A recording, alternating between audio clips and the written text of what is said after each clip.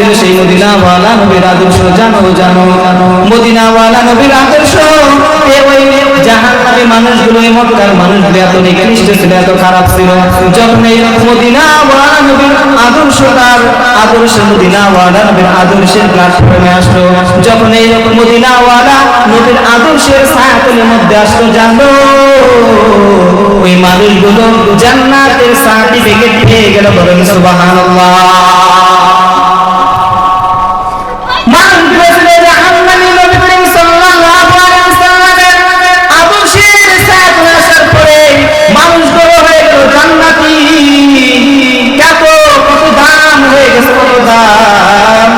বিলাল রাদিয়াল্লাহু তাআলা এমন একটা সাহাবী যার কোনো দামও ছিল না এত কিছু কালো ছিল হযরত বিলাল রাদিয়াল্লাহু তাআলা একবার মদিনাওয়ালা নবী হযরত আবু বকর সিদ্দিক রাদিয়াল্লাহু তাআলা কে জানিয়ে দেয় ও আবু বকর জানো যখন আল্লাহ রাব্বুল আলামিন আমাকে তার বাড়িতে মেহমান করে সে আল্লাহ রাব্বুল আলামিন আমাকে দাওয়াত করে যখন তার বাড়ির মধ্যে নিয়ে গেল আমি মদিনাওয়ালা নবী যখন ওই আল্লাহ তাআলার বাড়িতে বেড়াতে গেলাম সেখানেও গিয়ে দেখি আমি বিলালের সেই হাঁটার আওয়াজ আলহামদুলিল্লাহিল্লাযী জাআলা আশ-শামসা ওয়াল কমারা বিহিসবান ওয়ান নাজমা ওয়াশ-শাজারা ইয়াসজুদান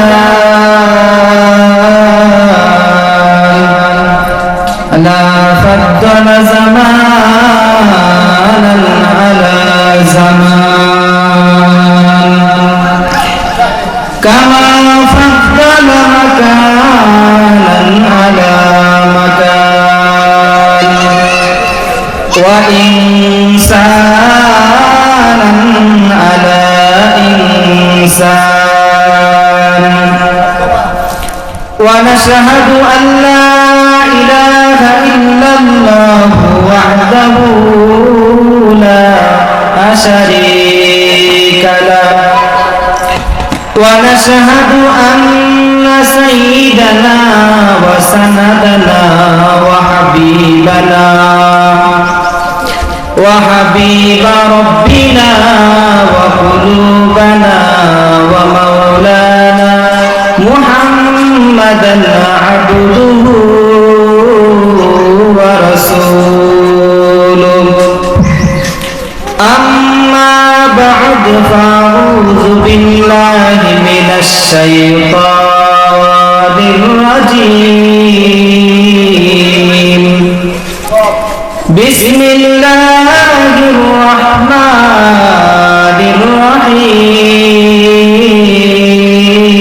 الرحيم لقد كان لكم في رسول الله أسوة حسنة وقال رسول الله صلى الله عليه وسلم لا يؤمن أحدكم حتى أكون أحب إليه من والده وولده والناس أجمعين أو كما قال على النبي عليه الصلاة والسلام إن الله وملائكته يصلون على النبي يا أيها الذين آمنوا صلوا عليه وسلموا تسليما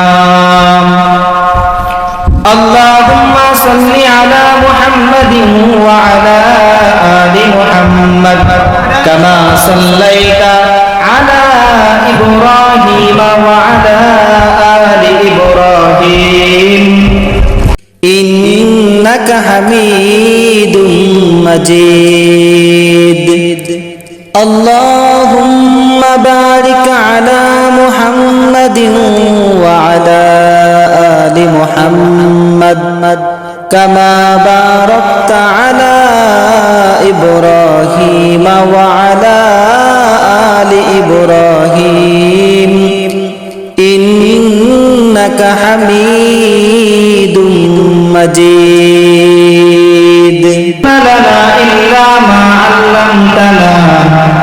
ইন্নাকা আনতাল আলিমুল হাকীম।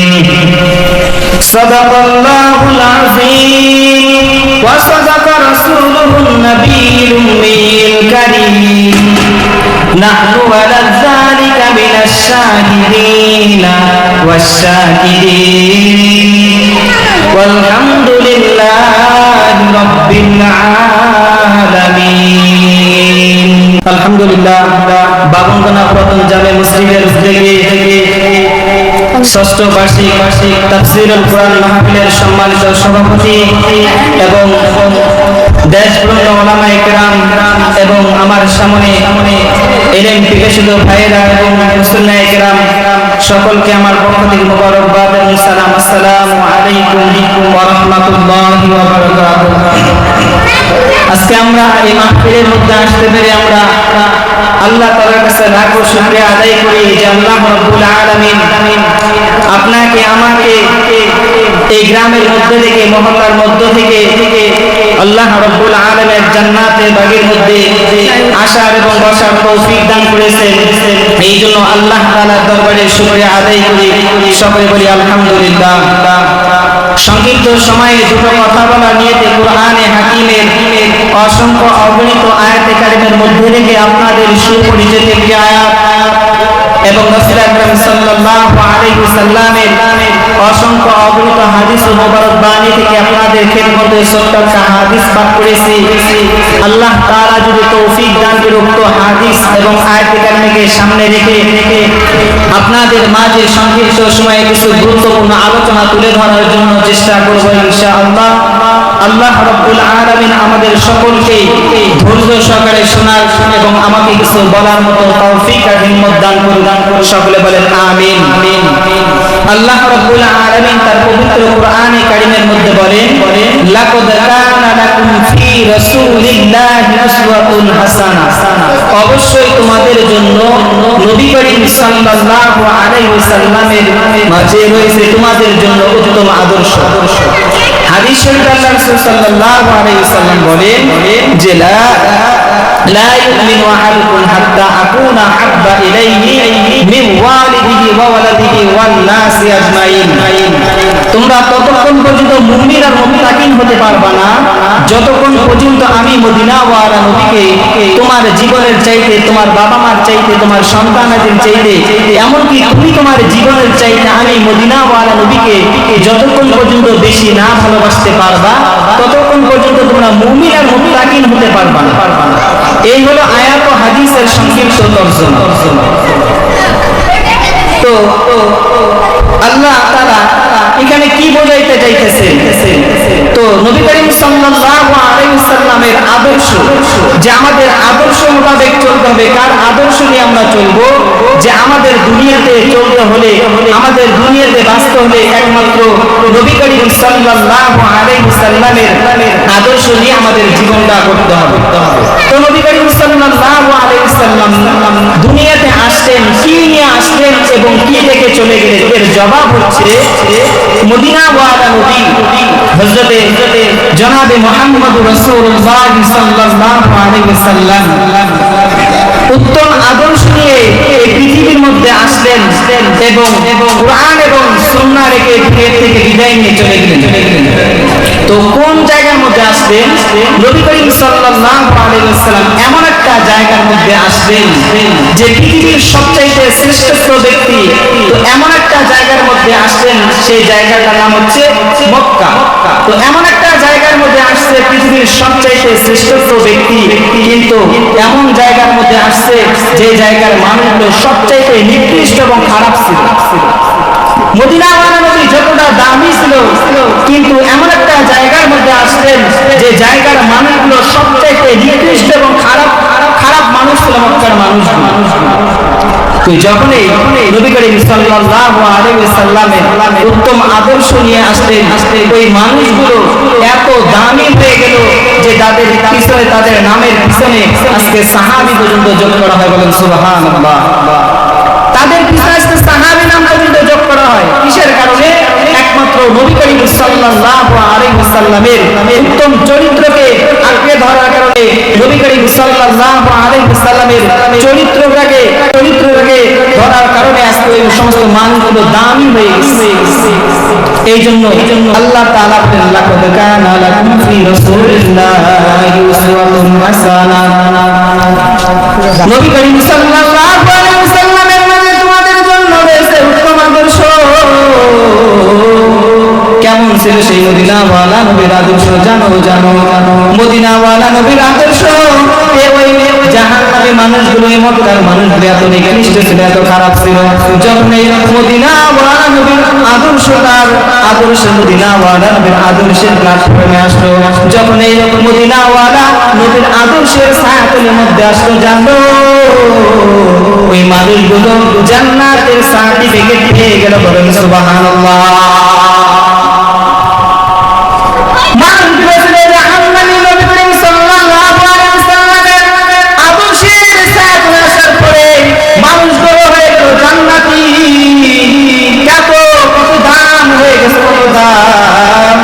বিলাল রাদিয়াল্লাহু তাআলা এমন একটা সাহাবী যার কোনো দামও ছিল না, এত কিছু কালো ছিল।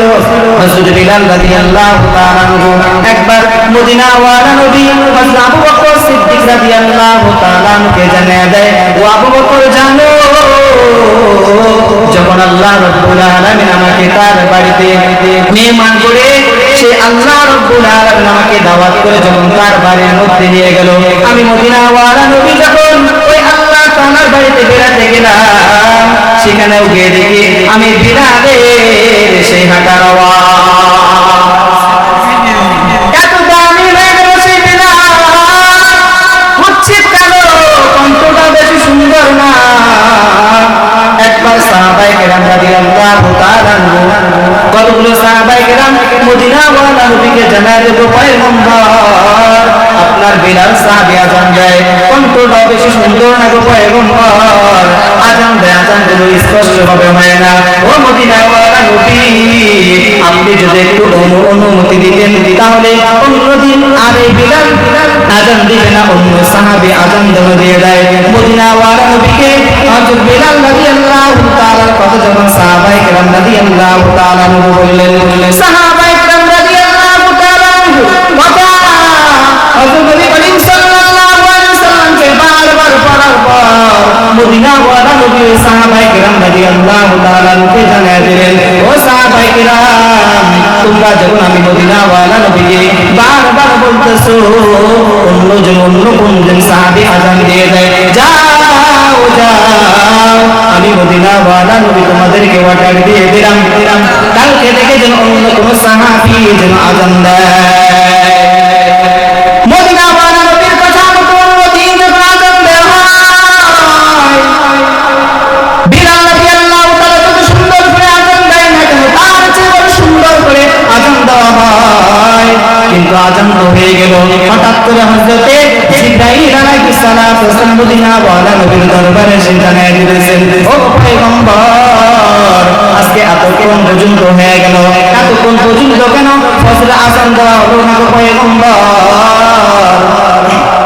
মদিনাওয়ালা নবী জানিয়ে দিলেন, ও জিবরাইল ভাই, অন্যদিন তো আযান দেয়, তার চাইতে আজকে অনেক সুন্দর বিশিষ্ট ব্যক্তি আযান দিয়েছে।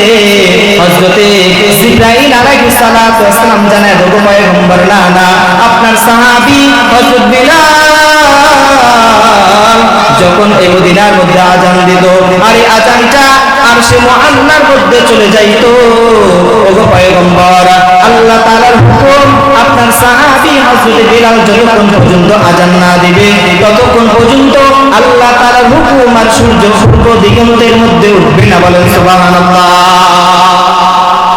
এত দামি হয়ে গেছে হযরত বিলাল, একমাত্র কিসের কারণে? একমাত্র আপনার আমার মদিনাওয়ালা নবীর আদর্শের প্ল্যাটফর্মে আসার কারণে, একমাত্র আপনার আমার মদিনাওয়ালা নবীর আদর্শের ছায়াতলে আসার কারণে এই হযরত বিলাল রাদিয়াল্লাহু তাআলা এত বড় দামি হয়ে গেছে।